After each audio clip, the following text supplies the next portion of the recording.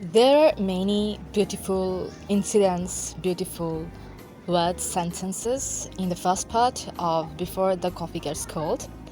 But I think I should share at least one of them, a beautiful incident between Kei and Nagare. It was in the hospital, in fact, that she met Nagare. Kei was 17 years old and in her second year of senior high school. While in hospital, she was confined to bed, so she got her enjoyment from the conversation she had with her visitors and the nurses who came into her room. She also enjoyed staring out at the outside world beyond her window. One day, while looking out the window, she saw in the hospital garden a man who was fully wrapped in bandages from head to toe. She couldn't take her eyes off him. Not only was he entirely wrapped in bandages, but he was also so much bigger than everyone else. When a schoolgirl walked in front of him, she appeared tiny by comparison. It was perhaps rude to do so, but Kay called him the mummy man, and she could watch him all day without getting bored. A nurse told her that the mummy man had been hospitalized after a traffic accident.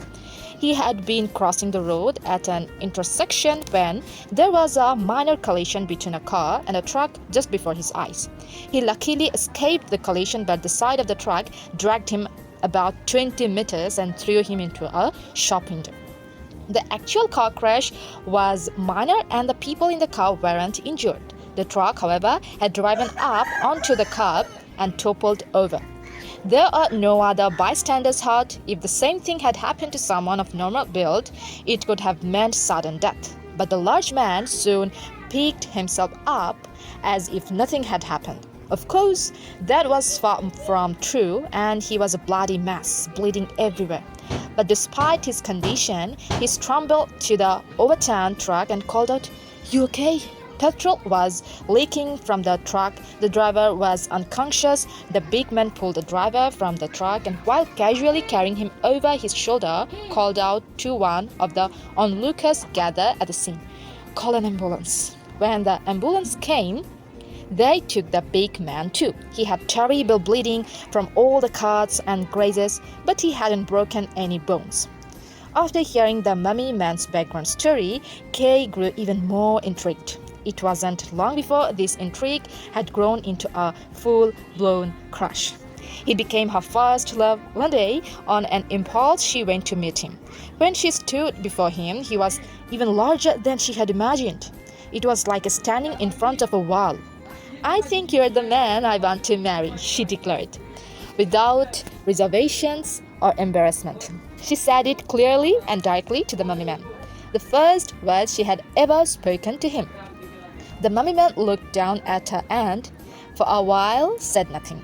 Then he offered a pragmatic, yet not entirely negative reply. "You'll be working in a cafe if you do." Their 3 years of dating started then, and finally, when Kei was 20 and Nagari was 23, they signed the registry books and become husband and wife. This is it. Stand by your man, give him 2 arms to cling to, and something warm to come to when nights are cold and lonely. Stand by your man and show the world you love him. Keep giving all the love you can. Stand by your man. Stand by your man and show the world you love him. Keep giving all the love you can. Stand by your man.